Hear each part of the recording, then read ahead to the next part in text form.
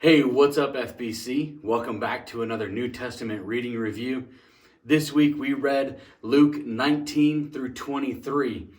We're almost finished with Luke's gospel, and I was really struck this week at the theme of service, how Jesus set the example of what it means to serve.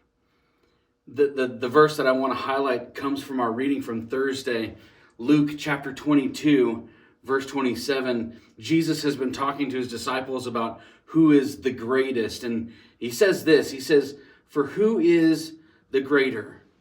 One who reclines at table or one who serves?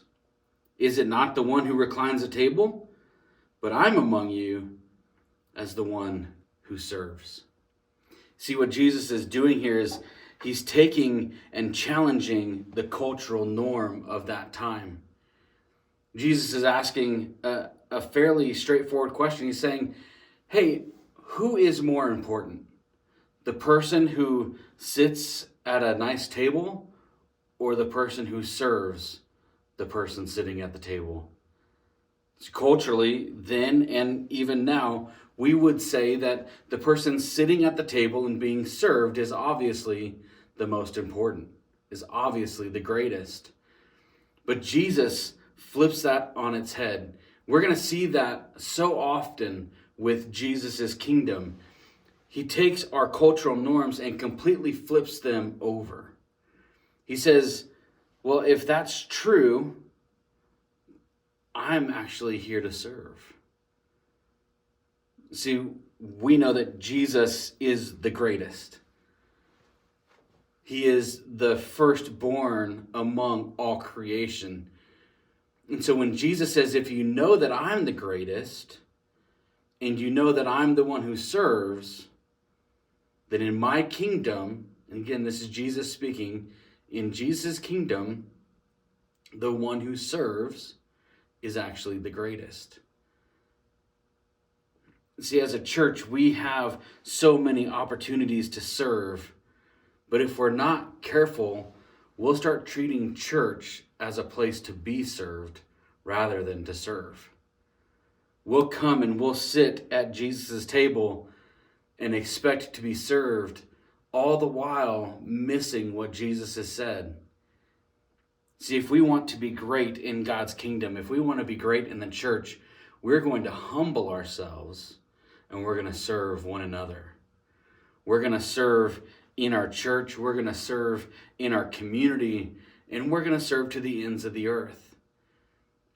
And see, we don't have local outreaches just so that our community has something fun to do.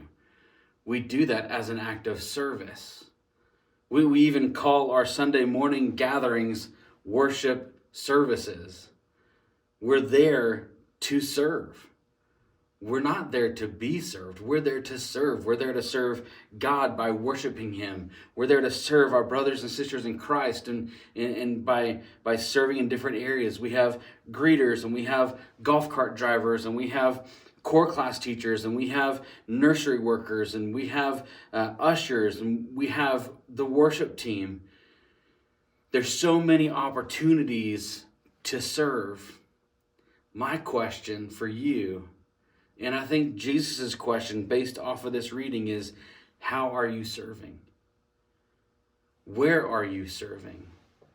How are you humbling yourself to take the form of a servant rather than sitting at the table and expecting to be served? This is not easy. This is going to be a challenge. It's going to challenge us personally, and it's also going to challenge us culturally. But if we're going to follow Jesus, if we're going to be true disciples, we're going to serve. We're going to humble ourselves and follow Jesus's example, and we're going to serve one another. Church, I hope that you take an opportunity to serve someone this week.